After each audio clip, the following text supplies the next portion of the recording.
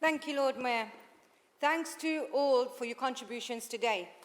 Earlier on today, question time, Councillor Cotton said that the new Labour government is trying to reverse the damage of austerity. Check back in today's amendments. Labour have deleted the paragraph in our motion that says the Council's recent financial problems have resulted in a 10% council tax increase, a further 10% rise planned, and a significant reduction in services. The impact is felt most by the poorest families. Birmingham Labour, you can delete it and whitewash it as much as you like, but it's true. Birmingham's Labour's decisions have created deeper poverty in our city. Thank you, Councillor Yip, for raising this point in your speech and standing up for the youth services. And thank you to Councillor Higgs for adding more context to the issues that children face in temporary accommodation. Labour, it's very disappointing that you have deleted the section relating to the Child Poverty Commissioner.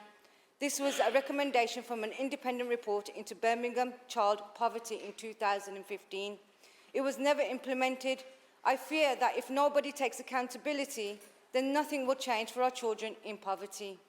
Councillor McBrown, in your role as a Cabinet Member for Families, I have no doubt that your commitment to children is unwavering. However, this motion has taken out one of the core elements.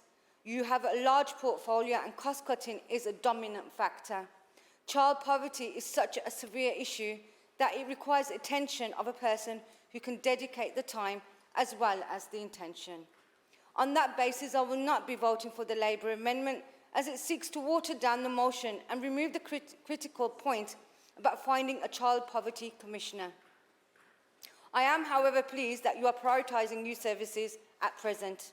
Councillor Jenkins, thank you for your comments. Your commitment to children certainly comes through. However, constantly blaming the coalition government begs the question, are you saying there's nothing that Birmingham Labour can do? If so, then it's time for a change of administration. But whilst we are on the subject of the coalition government, pupil premium and free school meals were highly successful Lib Dem policies brought through during those years. Hashtag, you're welcome. Councillor Pritchard, thank you for your supporting youth centres.